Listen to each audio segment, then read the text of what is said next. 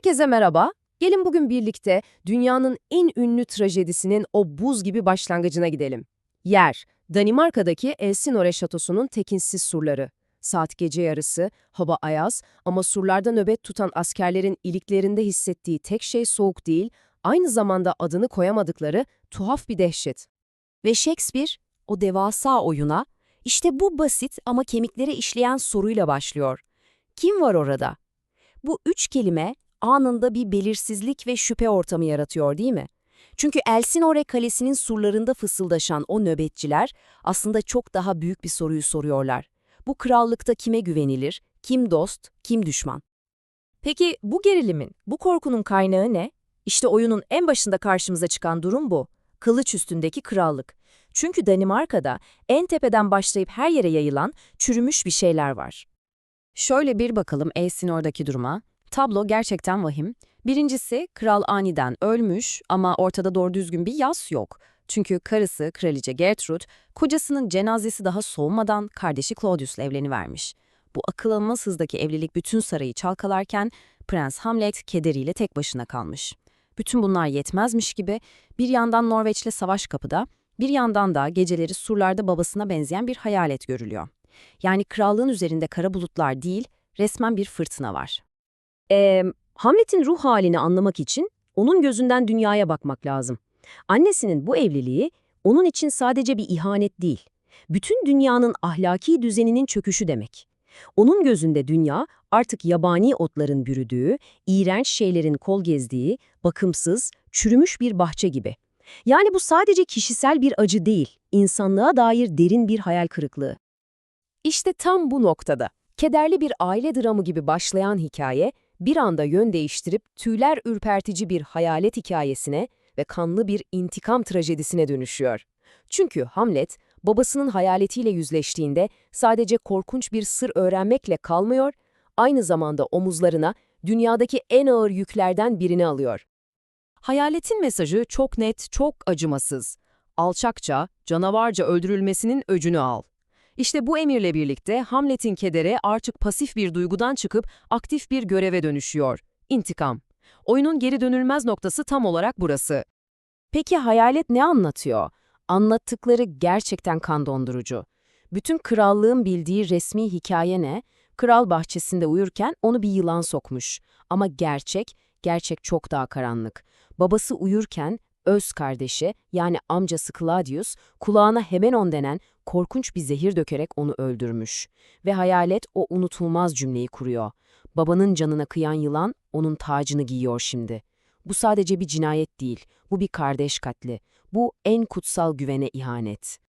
Bu karşılaştırma Hamlet'in zihnindeki o ahlaki yıkımı çok güzel özetliyor aslında. Onun gözünde babası neredeyse bir tanrı, yüce bir figür. Amcası Claudius ise şehvet düşkünü, kaba saba bir yaratık.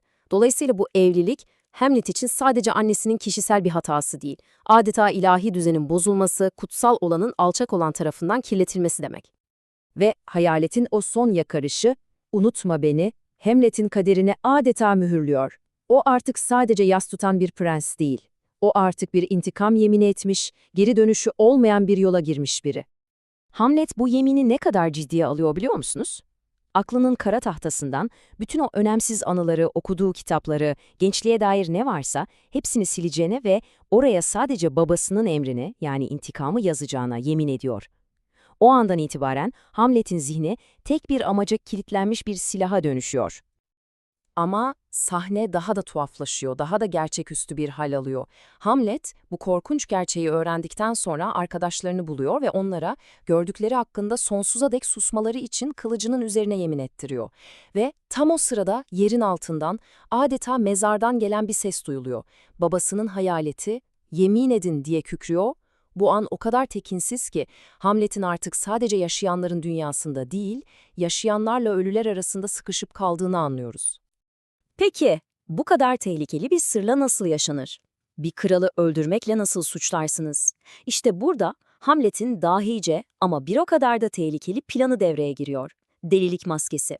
Gerçeği ortaya çıkarana kadar deli taklidi yapacak, böylece kimse ondan şüphelenmeyecek, onu bir tehdit olarak görmeyecek. Hamlet'in bu acımasız oyununun ilk kurbanı ne yazık ki sevdiği kadın Ophelia oluyor. Ophelia babasına koşup Hamlet'in bu korkunç ve tuhaf davranışını anlatıyor. İşte Hamlet'in planının ilk adımı bu.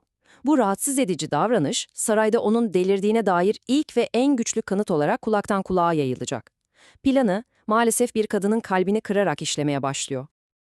Tabii, saraydakiler hemen en basit açıklamayı buluyorlar. Kralın başdanışmanı Polonius, bunun sebebinin kızı Ophelia'nın Hamlet'in aşkını reddetmesi olduğunu, yani bir aşk çılgınlığı olduğunu söylüyor. Herkes de buna inandırıyor. Ama biz gerçeği biliyoruz. Bu bir delilik değil, bir katili tuzağa düşürmek için oynanan ölümcül bir oyunun ilk perdesi. Ama Kral Claudius, Polonius kadar saf değil tabii ki. Suçlu bir vicdan her gölgeden şüphelenir. Hamlet'in bu ani değişiminden fena halde işkilleniyor ve hemen karşı hamlesini yapıyor. Hamlet'in en yakın çocukluk arkadaşlarını, Rosencrantz ve Guildenstern'ü saraya çağırıp ondan casusluk yapmalarını istiyor. Yani zihinlerin savaşı, o büyük satranç oyunu resmen başlıyor. Dışarıdaki bu satranç oyunu bir yana, asıl büyük savaş Hamlet'in kendi içinde kopuyor. Omuzlarındaki bu inanılmaz yük, etrafını saran ihanetler ve oynamak zorunda olduğu bu delilik rolü ruhunu yavaş yavaş eziyor. İşte o meşhur sözü de burada söylüyor. Danimarka bir zindandır. Artık onun için bütün dünya bir hapishaneye dönüşmüş durumda. Elsinore Sarayı'ndaki durumu bu tablo o kadar güzel özetliyor ki resmen bir yılanlar yuvası. Kimse göründüğü gibi değil, herkesin bir maskesi, herkesin gizli bir gündemi var. Claudius yardımsever amca, Polonius sadık danışman, Rosencrantz ve Guildenstern vefalı dostlar rolünü oynuyor. Ama aslında herkes kendi çıkarının peşinde. Ve Hamlet, bütün bu aldatmaca ağının tam merkezinde, delilik maskesiyle kendi ölümcül planını hayata geçirmeye çalışıyor. Hamlet'in umutsuzluğu o kadar derinleşiyor ki sadece etrafındaki insanlara değil, insanlığın kendisine olan inancını da kaybediyor. Bir zamanlar evrenin göz bebeği, melek gibi diye tarif ettiği insan artık onun için topraktan ibaret bir özdür diyor. Yani onun kişisel trajedisi bütün varoluşu zehirlemiş durumda. Ve işte bu dipsiz umutsuzluk, bu varoluşsal sancı onu edebiyat tarihinin en ünlü, en can alıcı sorusuna getiriyor. Var olmak mı, yok olmak mı? Bütün sorun bu. Bu sadece intihar edip etmemekle ilgili bir soru değil.